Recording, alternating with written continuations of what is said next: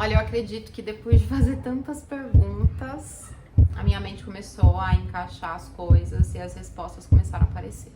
Sempre fiquei quieta, agora vou falar. Se você tem boca, aprende a usar. Sei do meu valor e a cotação é dólar. Porque a vida é louca, mano, a vida é louca. Seja bem-vinda ao segundo episódio da minissérie Ela é Dela, que vai te ajudar a se sentir mais empoderada através da minha história e de todos os ensinamentos que eu vou trazer aqui pra você. E se você ainda não assistiu o primeiro episódio, pelo amor de Deus, vai lá assistir o primeiro episódio primeiro, depois você volta aqui, porque senão você não vai entender algumas coisas. Eu fiz essa minissérie de uma maneira bem casadinha para que você possa ir acompanhando todo o raciocínio que eu criei, para que você possa se identificar e perceber que independente do momento que você está, é possível você sair dele.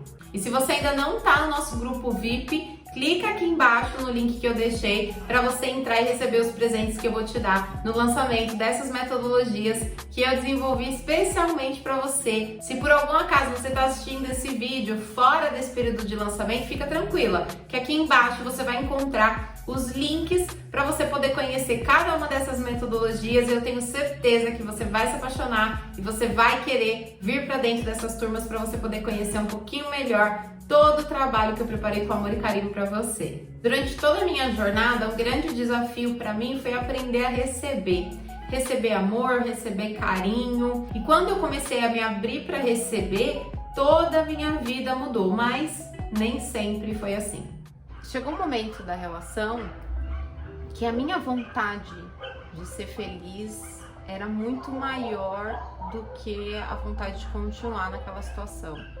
Eu lembro que eu perdi a vontade de cantar, então eu adoro cantar, eu adoro dançar, eu adoro pegar o carro, música alta e dançar. E eu percebi que tudo aquilo que me fazia feliz no dia a dia, eu já não tinha mais vontade de fazer.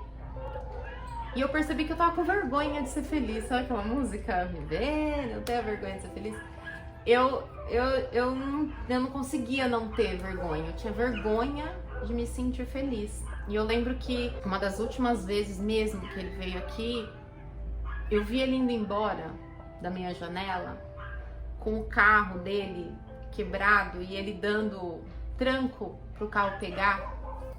E quando eu olhei isso da minha janela, eu falei, gente, ele foi destruindo tanto a vida dele, né? Ele destruiu a minha por consequência, mas ele foi destruindo a vida dele mesmo, que eu, quando eu olhava pra ele, eu só via fracasso, frustração. Então, quando eu vi ele descendo com o carro quebrado, sem a mínima capacidade de resolver os próprios problemas da vida dele, eu percebi que eu já não admirava mais aquele cara. E eu falei, não, chega, tá na hora de dar um basta nisso e realmente retomar as minhas forças, porque o que eu quero é ser feliz. Eu mereço. E não ter vergonha de ser feliz. Mas, como eu sabia que eu poderia ter sim uma recaída pela milésima vez, porque eu tive várias recaídas, então termina e volta, dessa vez eu tava mais consciente, eu falei, não, eu preciso voltar pra terapia porque eu quero entender que padrão é esse da mentira que eu estou manifestando na minha vida, por que eu tô escolhendo viver numa mentira? Aonde tá? Onde tá o problema? O problema tá em mim, então eu quero descobrir aonde tá o problema e foi aí que eu voltei pra terapia. Quando a gente vê algo no outro que nos machuca e mesmo assim a gente não consegue fazer novas escolhas, escolher de novo, isso significa que existe uma programação na nossa mente que foi programada, sim, pelos nossos pais e nossos cuidadores. E essa programação, se ela não foi uma programação saudável, o resultado disso são os relacionamentos tóxicos e abusivos que acabam se tornando viciantes para o nosso sistema, mesmo sendo tão destrutivos para a nossa alma. Naquele momento, o que eu mais pedia para Deus era que Ele me mostrasse a verdade. E não só a verdade do que estava fora, mas a verdade sobre mim, porque eu me tornei uma tirana nesse relacionamento. Então, como ele mentia demais, eu passei a ser uma opressora. Então, a ser aquela mulher controladora, aquela mulher muito excesso de controle mesmo sobre o que ele estava fazendo. Eu queria saber quem era eu. Por que eu tava tendo aqueles comportamentos, já que eu sei que eu não sou assim, essa não é o meu natural. E aí eu realmente me coloquei à disposição da verdade e pedi muito para Deus para que ele começasse a me mostrar, e ele começou. A verdade é muito difícil de ser acolhida pela maioria das pessoas, porque a verdade, na maior parte das vezes, nos causa dor. E é por isso que a maior parte da população escolhe vivenciar relações superficiais, aonde eu escondo aquilo que eu sinto de verdade, jogo no outro responsabilidade que eu deveria assumir numa tentativa de fugir das minhas próprias emoções. Isso acontece de modo consciente ou inconsciente, mas quando a gente está disposta a encarar as nossas próprias verdades e a verdade do outro, as nossas relações tendem a ficar mais saudáveis e a gente começa a melhorar a qualidade das nossas decisões. Sim, eu criei um plano para minha terapia. Como eu conheço as minhas técnicas, eu percebi que eu conseguia me auto-aplicar, apesar de ser muito difícil, porque pensa você gravar a sessão para você ressignificar um trauma seu. Então é você entrando em contato com o trauma de diversas maneiras. E o que eu pensei? Eu falei assim, eu vou no meu psicoterapeuta, descubro onde estão as memórias, onde estão os gatilhos, e eu vou ressignificar todos esses gatilhos conforme eu for identificando na terapia. Aí eu comecei a me questionar dentro do processo da terapia, que foi essa questão que eu levei naquele momento, o porquê que eu me permito viver na mentira. Por que a mentira, apesar de ser tão ruim pra mim, tão tóxica, durante um grande período vivenciando mentiras tão horríveis, por que eu ainda continuei? E aí eu lembrei de uma cadeia de momentos que eu vivi com a minha avó que explicava o porquê disso tudo. Mas quando a gente se coloca à disposição da verdade, num primeiro momento pode doer, mas o segundo momento é que a gente consegue aprofundar nas relações e viver relações muito mais saudáveis e com muito mais amorosidade. A minha avó era a referência de mulher que eu tinha, né? A minha avó chamava Amélia, então ela fazia jus, né, ao nome Amélia, que era mulher de verdade. E ela se colocava nesse pedestal de ser a Amélia, que é a mulher de verdade, a Amélia que lava, que passa, que cozinha, que cuida de todo mundo, que dá conta de tudo. E ela fazia com que a gente, né, as crianças, colocassem ela meio que nesse pedestal. Não só a gente, mas toda a família. Então ela fazia questão de ser a matriarca da família e de controlar todo mundo ali que tá abaixo dela do jeito que ela sabia fazer. Eu vivi uma infância muito boa com ela. Então ela levava a gente para passear, eu lembro de vários momentos em que a gente viajava juntas, mas eu sempre fui uma criança meio ligeirinha. Então eu percebia algumas coisas estranhas que eu não conseguia entender, mas eu sempre coloquei minha avó nesse pedestal. Então assim, eu jamais teria coragem naquela época de falar alguma coisa ou de questionar alguma coisa mesmo tendo vontade. Então eu olhava, via e vivia aquele contexto que era proporcionado para mim, até porque era só aquilo que existia. E porque ela se colocava, né, nesse papel de ser essa mulher de verdade. Quem é que contraria, amor? Uma mulher de verdade. Não, ninguém contraria. E quando eu era pequena, eu achava que a maior parte das coisas que ela fazia era por amor. Mas conforme eu fui crescendo, e principalmente quando eu pedi para Deus a verdade, eu percebia que na verdade podia ser muito mais por narcisismo do que por amor de verdade. Sua avó é viva ainda? Não, minha avó faleceu bem no início da pandemia também. E eu senti o impacto disso, né? Logo de cara que ela se foi, mas depois que o tempo foi passando, que eu fui entendendo a minha história, principalmente em terapia, que eu fui percebendo a verdade, hoje eu olho pro que passou, sou grata por tudo, mas eu não consigo sentir saudade dela. Porque a gente sente saudade daquilo que foi marcante e bom, e não daquilo que nos machucou. Para uma criança, pai, mãe ou cuidador são seres divinos, são seres que merecem estar num pedestal. E todos os comandos que nós recebemos na infância, mesmo que às vezes a gente tenha comportamentos ali de rebeldia naquele período da nossa vida, aquela informação que foi colocada dentro da nossa mente fica processando. E quando a gente fica adulto, é aí que a gente percebe os efeitos dessa programação através dos nossos resultados. Desde pequena, eu sempre fui uma criança muito esperta. Então, tudo aquilo que os adultos faziam, que eles achavam que as crianças não iam perceber, não iam ver, eu via tudo. E eu lembro que eu devia ter uns 4 anos de idade, eu era muito pichuca, assim. E nessa época eu gostava muito de mão, eu reparava muito na mão das pessoas. Podia ser homem, mulher, criança, não importa. Eu tinha um tique com mão. Eu lembro que teve um Natal e eu não sei o que foi que aconteceu ali, que uma tia minha teve que se vestir de Mamãe Noel. Só que ela se vestiu de Papai Noel, ela não se vestiu de Mamãe Noel. Só que na fantasia dela, ela esqueceu, amor, de colocar a luva do Papai Noel.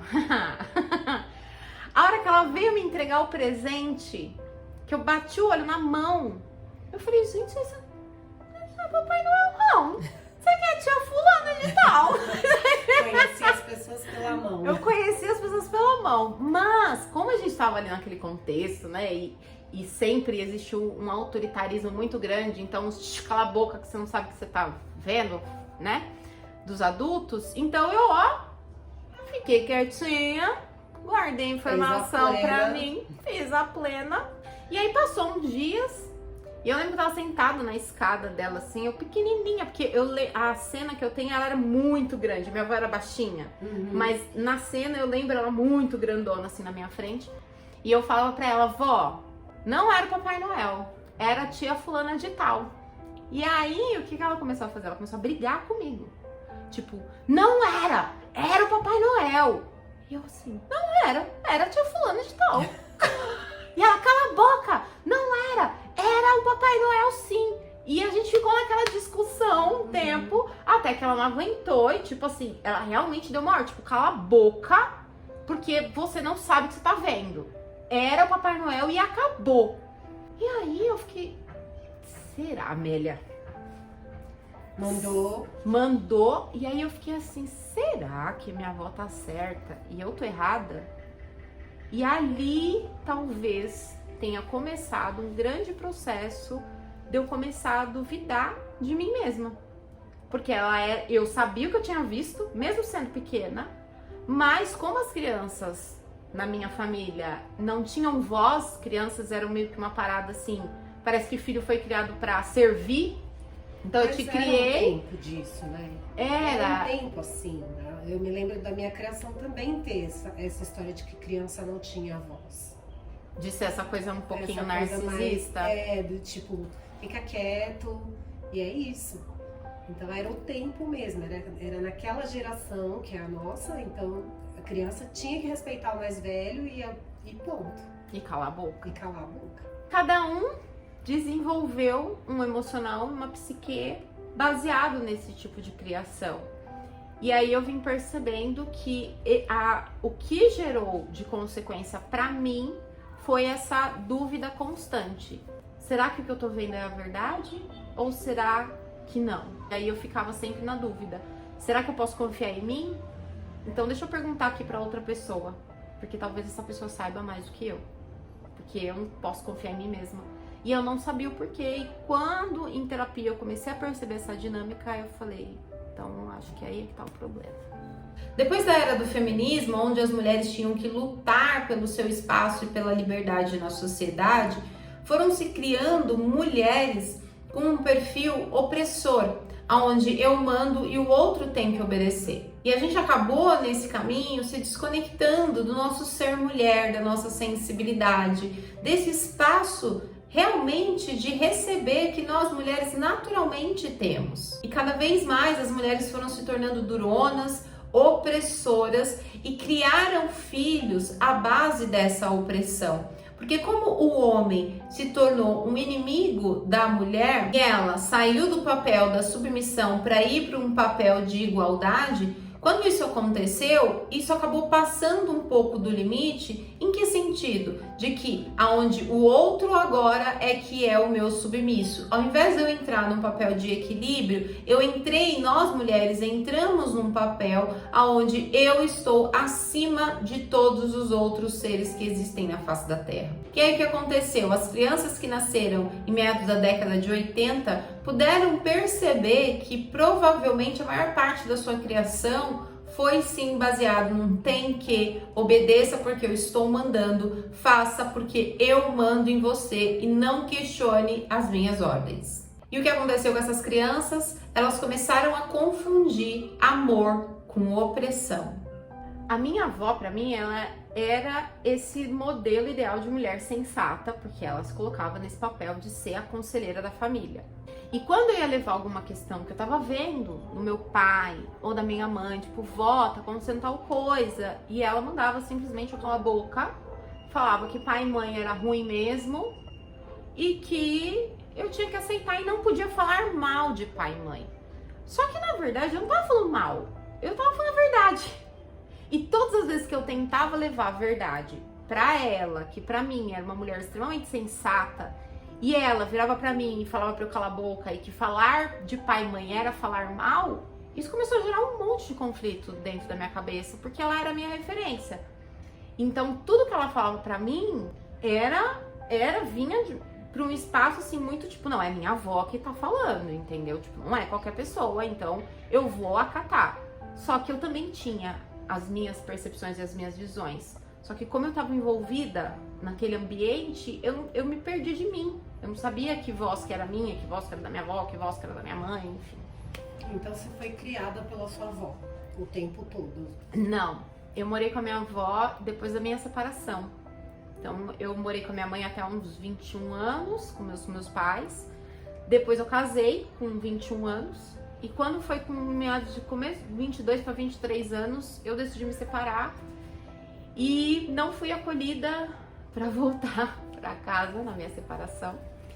E aí eu fui pedir asilo lá para minha avó, e aí eu morei da minha avó dos 23 anos até os 34 anos. Então os últimos 10 anos que eu morei foi com ela. Mas na sua infância você passava a maior parte do dia com a sua avó? Na verdade era um misto, assim, porque minha mãe trabalhava em casa. Então eu não tinha necessidade de minha avó cuidar da gente. Só quando a gente era muito pequenininha mesmo. Mas a gente morava todo mundo junto. Então morava minha avó, morava nesse portão, minha mãe e eu morava nesse, minha tia morava nesse. Então, era todo mundo morava junto. Então era aquela convivência diária o tempo todo com ela. Apesar de eu não morar com ela desde pequena, eu vivia com ela desde pequena. Então a influência dela pra mim era muito grande porque ela era essa autoridade. Então ela se colocava nesse papel também. Então era muito tipo, ó, eu mando em você, querida. As pessoas que se colocam num papel de autoridade durante a nossa infância ganham um papel interno dentro da gente de veneração. E tudo aquilo que aquela pessoa diz se torna uma ordem dentro da nossa mente. O meu psicanalista virou pra mim e perguntou, a gente conversando, e do nada ele me solta a pergunta: pra quem você ainda está pedindo permissão? Eu olhei pra cara dele, engoli aquilo e falei, pra ninguém. Mas lá já veio uma outra voz falando, pra sua avó. A gente tá pedindo permissão pra avó. Quando eu caiu essa ficha, eu falei assim, porque minha avó, ela foi muito narcisista comigo durante os últimos anos que eu morei com ela. Então, eu morei com ela uns 11 anos, 12, e nos últimos, da metade desse tempo, ela começou a ser extremamente narcisista. Então, você tem que fazer as coisas na hora que eu estou mandando. E se você não faz, isso gerava um puta de um transtorno, um grande problema. Mas, ele me fazendo essa pergunta, começou a cair minha ficha de que eu tinha saído de lá, de que ela tinha morrido, e mesmo assim ela estava viva dentro da minha cabeça. Então tudo que ela falava pra mim, que eu era uma vagabunda, porque eu não estava trabalhando mais no CLT, que eu não prestava pra nada, que depender dos outros é uma merda, como uma indireta, só porque naquele momento eu não podia fazer o que ela estava pedindo pra eu fazer. E aí eu falei, não, eu vou fazer uma auto-hipnose pra começar a resolver isso. E aí eu lembro que quando eu voltei lá, Então a primeira imagem quando eu tinha, a lembrança quando eu tinha desse momento era ela grande, né, e eu pequena. E quando eu voltei lá como adulta, eu lembro que ela já estava pequena, porque ela era pequena, né, eu cresci mais que ela, então ela ficou baixinha. E eu lembro que, infelizmente, eu senti essa necessidade como se eu tivesse que calar a boca dela na minha mente. Então, eu senti que eu tinha que voltar lá e eu tinha que ser a autoridade dentro daquela situação para que a Lucélia conseguisse começar a acreditar nela. Independente do que a avó disse, independente do que a mãe disse, eu senti essa necessidade. Então, eu lembro que eu voltei lá e eu gritava mesmo com ela, de tipo, você não manda mais em mim. O que ela tá falando é verdade, você sabe que é verdade. E você agindo desse jeito, você tá colocando ela em dúvida. E ela é extremamente inteligente, essa menina. E por que você tá fazendo isso com a cabeça dela? E eu fui cada vez mais diminuindo ela na minha cabeça, para que as vozes dela pudessem diminuir também. E eu lembro de eu agachando, assim, e olhando pra mim ali, pequenininha, né? Tipo, toda, tipo, o que tá acontecendo? E aí eu comecei a reforçar a verdade, né? E eu comecei a virar pra ela e falar assim, nossa, como você é inteligente! A gente não conseguiu te enganar. A gente tentou te enganar, mas você descobriu que o Papai Noel não era o Papai Noel. E aí eu comecei a fortalecer essa confiança de que ela pode acreditar naquilo que ela tá vendo, de que ela pode acreditar nela mesma. Foi uma das hipnoses assim mais significativas pra mim, nesse sentido de começar a calar a boca das pessoas, sabe? Que falavam, que eu permitia que falassem mais alto em mim. E eu lembro que nesse período eu ficava lavando louça e eu ficava pensando, toda vez que vinha um pensamento, tipo, ou da minha mãe, ou da minha avó, me dando ordem, dizendo que eu não era boa, de que eu era uma decepção, eu lembro que eu ficava assim, eu sou minha, a minha cabeça é minha, o meu emocional é meu, a vida é minha. Então eu tive que ficar fazendo esse reforço de tipo, eu sou minha, eu sou minha, eu sou minha. Esse choro é de vitória que você conseguiu ou de tristeza ou dor? Talvez uma melancolia no sentido de frustração de eu não posso mudar o que passou. Eu não posso mudar as pessoas, eu não posso mudar minha mãe, tentei mudar minha avó, não consegui. Então é um misto de vitória, de que eu consegui, que graças a Deus hoje existem ferramentas pra gente conseguir resolver essas coisas, e ao mesmo tempo de uma melancolia que talvez nunca passe, porque é a história, é o que aconteceu, é o fato, eu não posso mudar. E tudo aconteceu por algum motivo, por um porquê. Mas hoje eu me sinto, sim, muito vitoriosa, porque eu consigo perceber que eu consigo ser essa minha melhor amiga. Essa pessoa que consegue se auto-observar, olhar o que está acontecendo dentro da cabeça e utilizar todas as ferramentas que eu uso com vocês, utilizar comigo. Então, foi um processo muito de fazer as pazes comigo mesma. Muito mais do que calar a boca do outro, que foi um processo muito difícil, mas foi um caminho de voltar pra mim. Se reconhecer. De me reconhecer. Independente da intenção, dos conselhos que os nossos tutores davam pra gente, esses conselhos ficam gravados dentro da nossa mente. E isso pode ser muito bom ou isso pode ser muito ruim. Por isso que quando a gente decide ter um filho, a gente precisa ter a ciência de que a gente está colocando no mundo um ser humano e que tudo aquilo que eu disser para ele vai sim entrar num espaço de muito mais profundidade do que qualquer outra pessoa. Eu cresci escutando que eu era feia, que eu nasci vesga, que eu era um macaco, parecia um macaco. Eu lembro assim, e a imagem que eu tenho dela, isso eu ainda não ressignifiquei não, isso ainda eu preciso ressignificar. Mas a imagem que eu tenho dela é ela sentada na mesa da cozinha dela, com um monte de gente da família em volta.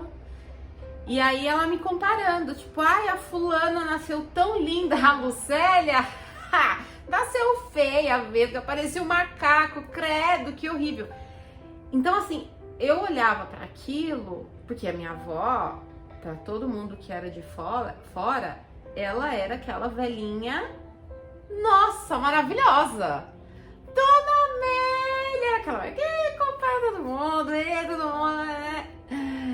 dentro de casa a coisa era outra. Eu sentia que ela tirava sarro de mim, mesmo pequena, isso eu tô te falando coisa de 5 anos de idade. Dela falando que era feia, vesga, parecia um macaco e tal, e a risada depois, como um deboche. E por mais, e aí todo mundo ria da minha cara. E por mais que tava todo mundo rindo ali, eu era pequena, eu não entendia, mas o que eu sentia era que, tipo, não tá legal isso daqui. E não foi uma vez, foram várias vezes, né? Então, desde que eu era criança, desde que eu me entendo por gente, acho que até quando ela morreu, porque ela fez bullying comigo, mesmo eu grande. Então, ela falava que eu era, quando eu morava com ela falava que eu era a inquilina que não pagava. Ela falava, ela mora aqui de favor, essa menina aí, largada pelos homens aí, largada e veio morar aqui, né? Fazer o quê? Aí eu tenho que... brincadeira com fundo de verdade. É aquele famoso passivo-agressivo, É. né? Então, tipo, eu fazer o quê, né? É uma coitada. Aí eu abrigo essa pobre coitada. E era assim que ela me tratava. Aí quanto mais eu fazia hipnose, quanto mais eu percebia esses momentos, quanto mais eu ia me abrindo pra dentro do processo terapêutico, mais a verdade ia aparecendo e aí eu comecei a enxergar a minha mãe, as verdades da minha mãe, comecei a enxergar as verdades das minhas amizades. E aí Deus foi me trazendo realmente quem era cada uma das pessoas que eu tava convivendo e Ele realmente tirou essa venda dos meus olhos. É muito importante que durante a sua vida você aprenda a diferenciar as pessoas que entram na sua vida. Então existem aquelas pessoas que realmente vão ser os relacionamentos mais superficiais, onde você conversa superficialmente e se diverte.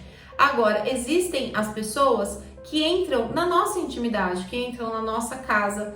E se você não está atenta a olhar para essas pessoas e perceber se essas pessoas têm responsabilidade afetiva, muitas vezes você está abrindo a porta da sua intimidade para uma pessoa que sim, pode estar querendo só te manipular. E se você foi criada à base da manipulação e da opressão, provavelmente você deve achar isso normal. Então, apesar de ser desconfortável ser manipulada, para o seu sistema já é conhecido. E mesmo desconfortável, continua sendo confortável. Olha, na infância, ela não me dava afeto, porque esse sempre foi um desafio para ela. Mas ela cuidava, eu sentia que ela fazia o que precisava ser feito, sabe? Tipo, não era nada, não sentia amor quando ela fazia comida, por exemplo, pra gente, ela fazia tipo, tem que fazer comida pra essas crianças comer, então faz aqui, engole aí, tá tudo certo, porque o foco dela sempre foi trabalhar. Desde que eu entendo por gente, eu vejo a minha mãe com foco em trabalhar. Até hoje ela é assim.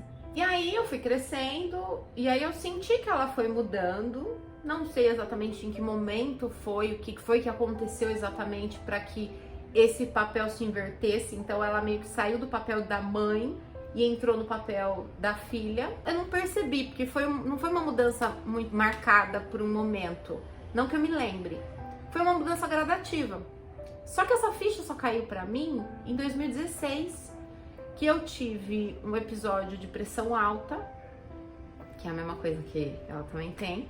E eu lembro que eu acordei pra ir trabalhar, tipo 5 e pouco da manhã, e eu já tinha passado no médico um dia antes, o médico falou, ó, dá uma olhada, monitora a pressão. E eu lembro que no dia seguinte eu acordei, e a hora que eu fui aferir minha pressão, a minha pressão estava 17/12.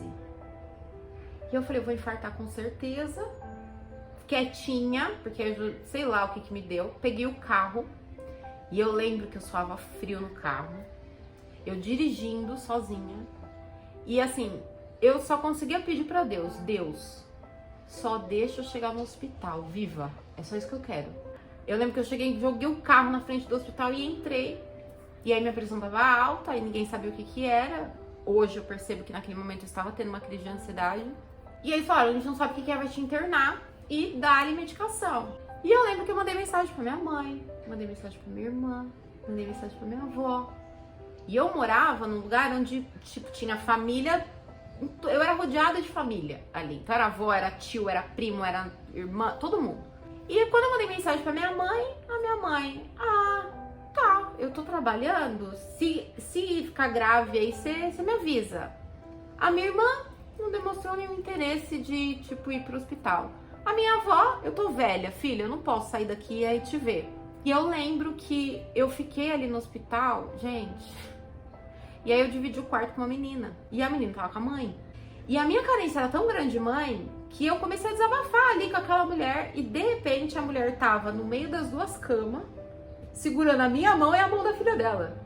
Tipo, não, fica tranquila que eu tô aqui. Você não tem família? Eu te empresto um pouquinho da minha maternidade. E ali eu entendi, eu falei, bom, alguma coisa tá errada. E aí eu lembro que agora, recentemente, a minha mãe veio me pedir uma coisa e eu falei não pra ela, porque eu sentia que ela tava passando do limite. E quando eu falei não pra ela, nossa, pra quê? Ela desovou um monte de coisa em cima de mim e no final ainda me solta que eu sou uma decepção pra ela. Aí ali eu entendi, eu falei não é sobre mim, não é sobre eu conseguir ser uma mulher bem-sucedida e ser feliz. É sobre o que eu ser essa mulher bem-sucedida pode proporcionar pra ela.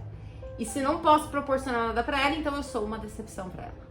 Aí eu percebi que eu podia ficar milionária, eu podia casar, ter 10 filhos, que eu nunca ia atingir a expectativa que ela tinha sobre mim. Porque a expectativa que ela tinha sobre mim não era sobre a minha felicidade, mas sobre o que a minha felicidade poderia proporcionar pra ela. Então, se eu estar feliz não proporcionar nada pra ela, então não interessa pra ela. E aí a ficha caiu. Que não é o conceito de mãe, né? Não, né? Eu acho, pelo menos, eu não sei. Acho que mãe ficaria muito feliz. Eu, pelo menos, se eu fosse minha mãe, se eu tivesse uma filha que Olha nem o ego, eu, olha o ó o ego, ó o meu lado narcisista. Mas se eu tivesse uma filha que nem eu realmente ia acordar todos os dias falando, Deus, obrigada por eu ter essa filha que eu tenho. Mas é cada um, né? Eu tenho esse orgulho, já tá bom. Não preciso ter uma mãe pra me elogiar. Tô me bancando, tô me bastando. E aí nisso, né, puxando o assunto por narcisista, eu comecei a estudar mesmo sobre essa questão do narcisismo, o que era uma mãe narcisista, o que era uma pessoa narcisista. E aí eu comecei a entender que minha mãe tinha muito desses comportamentos. E nesse dia que ela virou pra mim e falou que eu era uma decepção pra ela ainda complementou falando, continua fazendo esse trabalhinho que você faz na internet pra ajudar as outras pessoas, porque dentro de casa não é assim, é diferente. Ou seja, de novo, ela querendo me confundir, querendo colocar em xeque tudo aquilo que eu construí. E diminuir o seu trabalho. E diminuir o meu trabalho. Por quê? Porque não era sobre quem eu me tornei de novo.